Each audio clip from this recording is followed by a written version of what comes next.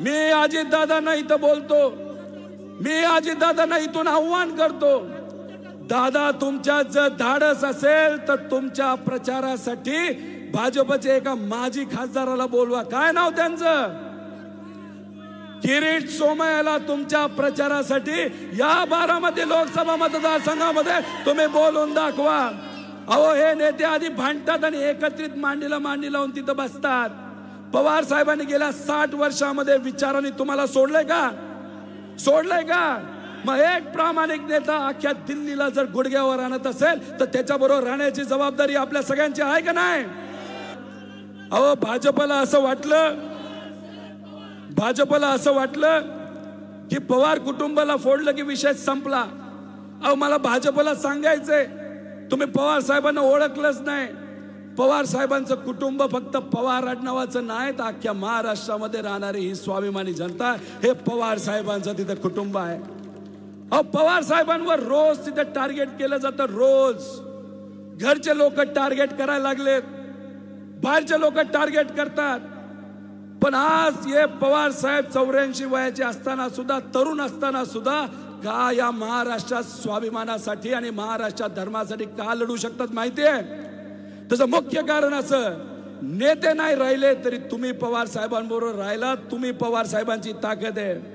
त्यामुळे हीच ताकद 7 तारखेपर्यंत तुम्ही ठेवावी. 7 तारखेपर्यंतची काळजी तुम्ही सर्वांनी घ्यावी आणि 7 तारखेनंतर या परिसराचा विकास असेल, तुमच्या ज्या कुठल्या अडचणी असतील त्या सर्व सोडण्याची जबाबदारी ही पवार साहेबांची, ताईंची आणि आमच्या सगळ्यांची, असा शब्द या ठिकाणी आपल्या सर्वांना देतो. तुम्ही मला सांगा, ज्या व्यक्तीने वडिलांना सोडलं, विचाराला सोडलं, त्या व्यक्तीवर तुम्ही विश्वास ठेवणार का? जो व्यक्ती फक्त स्वार्थाचा विचार करतो त्या व्यक्तीवर विश्वास ठेवणार का? आणि मग एक आपल्यासारखे प्रामाणिक लोक एका विचारासाठी जर लढत असो तर आपण आपल्या विश्वास ठेवा, नाही तर नेत्यांचं काही खरं नसतं. अहो काय नेते काय करतात तुम्ही बघा. देवेंद्र फडणवीस साहेबांनी आपले अजितदादा एकमेकाच्या विरोधात काय नाही ते बोलले आणि या मतदारसंघामध्ये स्टार प्रचारक म्हणून बीजेपी कडनं कोण येतंय? तेच जे अजितदादांच्या विरोधात त्या ठिकाणी बोलत होते. मी अजितदादांना इथं बोलतो, मी अजितदादांना इथून आव्हान करतो, दादा तुमच्या जर धाडस असेल तर तुमच्या प्रचारासाठी भाजपचे एका माजी खासदाराला बोलवा. काय नाव त्यांचं? किरीट सोमय्याला तुमच्या प्रचारासाठी या बारामती लोकसभा मतदारसंघामध्ये तुम्ही बोलून दाखवा. अहो हे नेते आधी भांडतात आणि एकत्रित मांडी लावून तिथं बसतात. पवार साहेबांनी गेल्या 60 वर्षामध्ये विचारांनी तुम्हाला सोडलंय का? सोडलंय का?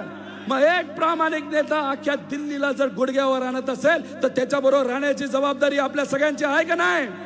अहो दिल्लीवाल्यांना वाटलं की मराठी माणसाला गुडघ्यावर आणणं सोपं आहे, पण मला दिल्लीवाल्यांना सांगायचे, स्वार्थी लोक कदाचित तुमच्या समोर तिथं गुडघ्यावर येतील, पण स्वाभिमानी मराठी माणूस कधीही तुमच्या समोर गुडघ्यावर येणार नाही. आणि त्यातल्या त्यात आमचा हा वस्ताद हा तुम्हाला चुकवल्याशिवाय राहणार नाही हे या ठिकाणी सांगतो.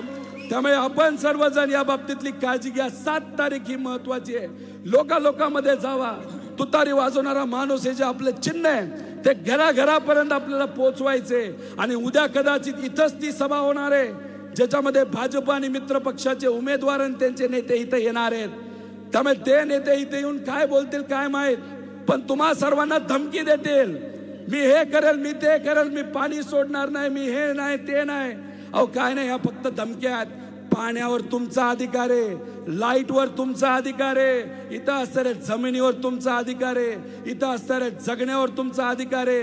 त्यामुळे हे नेते इथं काही बोलले तर मी तुम्हा सर्वांना सांगतो, येणाऱ्या काळामध्ये या महाराष्ट्रामध्ये फक्त महाविकास आघाडीचे सरकार ही येणार आहे आणि तेव्हा या परिसराचा विकास बघू आणि तो विकास बघूच. पण जे नेते आज पवार साहेबांच्या विरोधात आहेत त्यांचं सुद्धा काय करायचं ते नंतर त्या ठिकाणी बघू.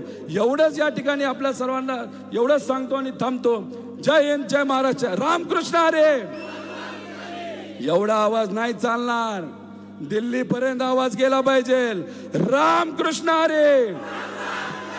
रामकृष्ण हरी.